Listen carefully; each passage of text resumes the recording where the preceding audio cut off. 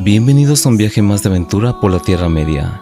Les invito a viajar al pasado centrándonos en uno de los personajes importantes del legendario del profesor John Ronald Reuel Tolkien, un gran señor elfo quien fundaría Rivendell y la Comunidad del Anillo y fueron miembro del Concilio Blanco. Hoy en este video hablaremos y conoceremos a Elrond, el medio elfo.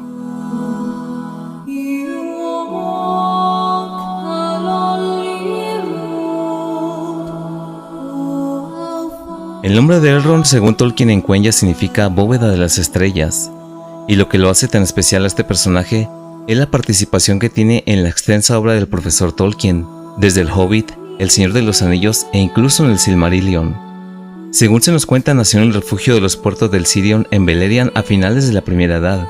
Elrond era hijo de Eärendil y Eowyn, y a su vez bisnieto de Beren y Lúthien. Tenía un hermano gemelo, su nombre era Elros, quienes se habían instalado a vivir en la desembocadura del río Sirion.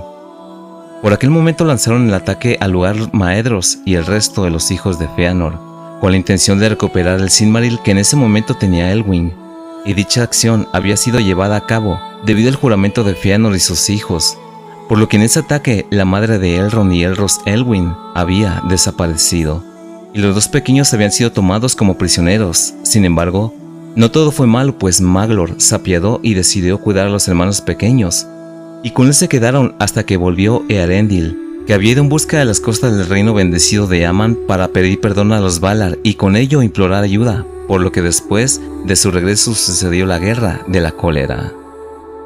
Al finalizar la Primera Edad del Sol, a los hijos de Eärendil se les había permitido escoger a qué linaje querían pertenecer, por lo que Elros eligió la mortalidad, es decir, decidió compartir el destino de los hombres, y fue elegido el rey de las tres casas de los hombres, y tiempo después se convirtió en el primero de los altos reyes de Númenor.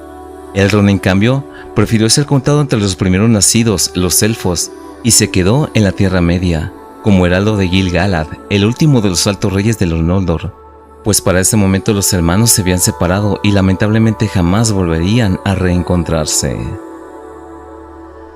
Según nos cuenta Tolkien, Elrond había adquirido un gran conocimiento y era muy sabio, incluso por encima de Gil-galad o Galadriel, por lo que su posición en ese momento había sido definida como un elfo sabio, desde las diferentes ramas de medicina hasta un profundo conocimiento de historia, por lo que era digno de admiración. Y según palabras del mismo Tolkien lo describe de la siguiente manera, y cito textualmente, abro comillas: el rostro de Elrond no tenía edad, ni joven ni viejo, aunque había grabado el recuerdo de muchas cosas, tanto felices como tristes. Su cabello, como la sombra del crepúsculo, estaba coronado por una fina banda plateada. Sus ojos eran de un gris claro al atardecer, y había una luz de estrellas en ellos.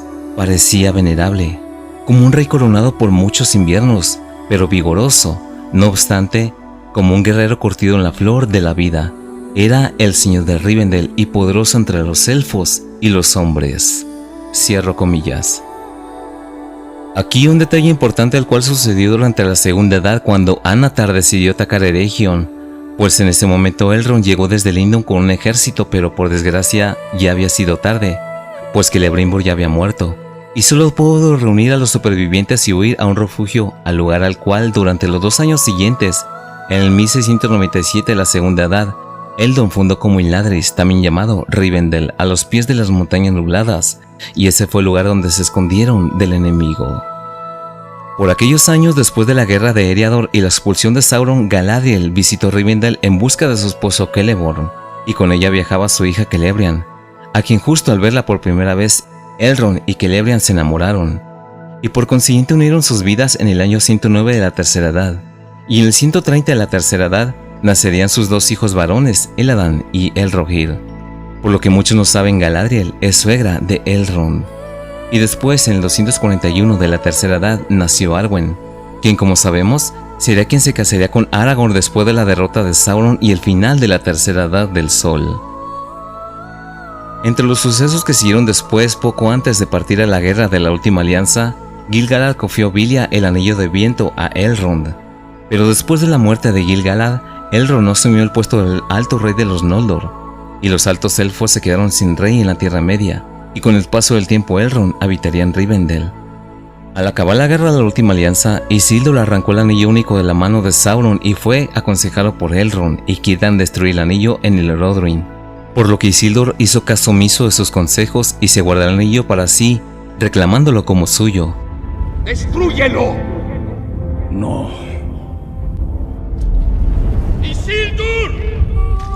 Lo cual fue un error fatal, pues tiempo después el anillo traicionaría a su portador e Isildur sería asesinado en una emboscada por orcos y el anillo escapó de él y así desapareció en el río Anduin. Y en ese mismo tiempo, de los hijos de Elrond que se le conoce, solo había sobrevivido el cuarto, el cual se llamaba Valandil, a quien le fue heredada la espada Narsil, y ahí Elrond había profetizado que la espada jamás volvería a ser forjada otra vez, sino hasta que el anillo único fuera encontrado, pues esto significaba el regreso de Sauron. Debido a que el anillo único se había perdido y Sauron se encontraba vencido aunque no del todo, en ese momento Elrond comenzó a usar los poderes del anillo, los cuales los usó para la regeneración y abundancia de Rivendell, por lo que se volvió un lugar lleno de paz y abundancia. Según se cuenta, era hermoso y atemporal, pues casi todo ahí se mantenía. Cerca del año 1100, Elrond y los sabios se dieron cuenta de un mal que habitaba en Dol Guldur, pero pensaron que posiblemente se tratara de un Nazgûl. Sin embargo, el poder de esta entidad era cada vez más grande con el paso de los siglos, por lo que Gandalf se adentró al lugar para investigar, y en ese momento el nigromante Sauron había huido, pero regresó después en el 2460 de la Tercera Edad. Otro suceso de suma importancia sucedió cuando Elrond había enviado guerreros capaces de enfrentarse a los Nazgûl en busca de un hobbit y una importante carga que llevaba. Por lo que con este hecho Frodo llegó a Rivendell y Elrond le curaría para posteriormente reunir a los integrantes del concilio de Elrond y así se creó la Comunidad del Anillo. Y con ello sucedieron los hechos de la Comunidad del Anillo, así como lo hablamos en un video relacionado a ese suceso. Pero lo que sí tuvo relevancia también fue la indicación que dio Elrond a Aragorn a través de mensajeros de Elladan y Elrohir, de avanzar y buscar el Sendero de los Muertos, por lo que con esto Aragorn logró obtener la ayuda de los hombres muertos de Dunharrow, y con esto ayudó en la guerra contra Sauron. Entre los últimos sucesos de participación en los que se vio envuelto Elrond fue después de meses de la boda de su hija Arwen y Aragorn, donde partió con Arwen desde Minas Tirith hasta Edorast, y ahí Elrond se despedía para siempre de su hija, pues Arwen, como medio elfo, al igual que su padre, tuvo la oportunidad de elegir. Había decidido elegir el camino de los hombres mortales, es decir, la mortalidad, y Elrond a su vez partiría a Valinor, donde viviría hasta el final de los tiempos.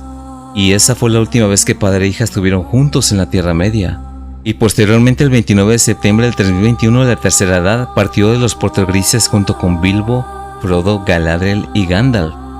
Y es de suponer que al menos en Valinor pudo reencontrarse con Celebrian, su esposa, quien siglos antes se había alejado de Elrond para posteriormente pasar juntos por fin la eternidad, hasta el fin de los tiempos. Como último detalle es mencionar que Elrond tiene una breve participación en el libro del Hobbit, pues es ahí donde se le menciona por primera vez, cuando Bilbo Bolsón y la compañía de enanos liderada por Thorin pasaron por Rivendell en su viaje al este.